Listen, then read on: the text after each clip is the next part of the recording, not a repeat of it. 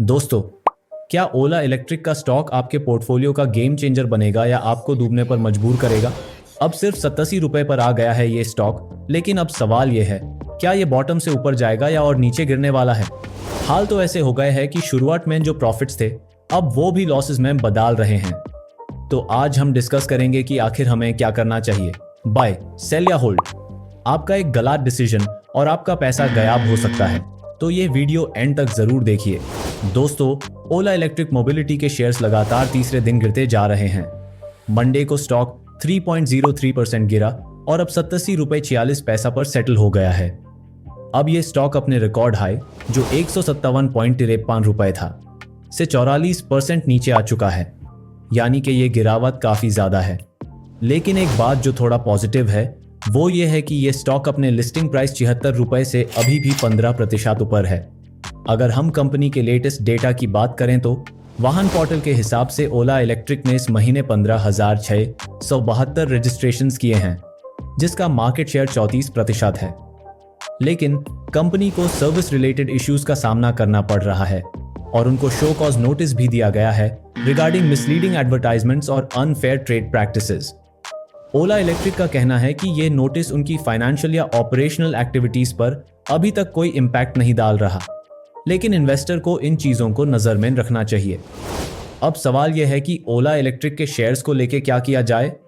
अगर हम अपनी आधी अधूरी नॉलेज लगाएंगे तो बेहतर होगा कि हम कुछ मार्केट एक्सपर्ट्स की राय लें।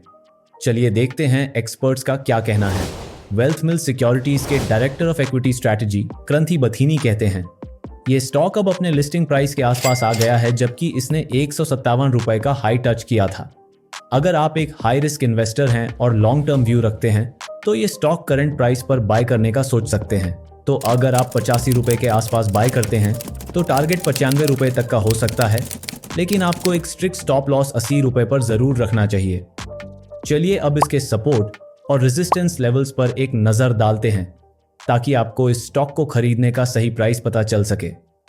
इसका सपोर्ट लेवल 86 रुपए पर है और रेजिस्टेंस 90 रुपए पर।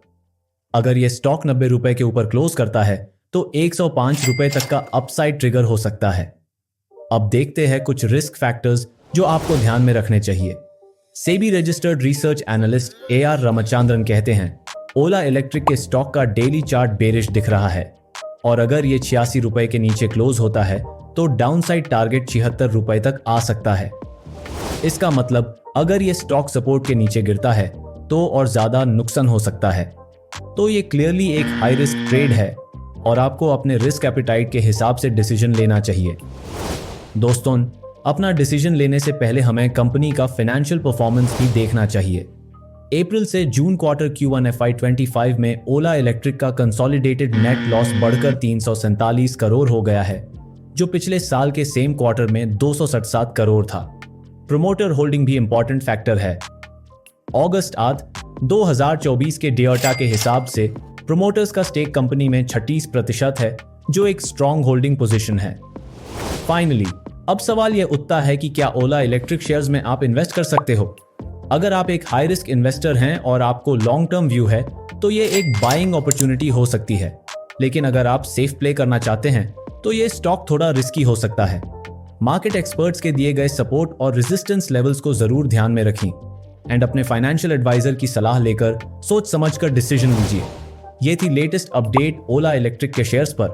अपने दोस्तों के साथ ये वीडियो को शेयर करें और कमेंट्स में बताएं कि आप क्या सोचते हैं ओला इलेक्ट्रिक शेयर के फ्यूचर के बारे में।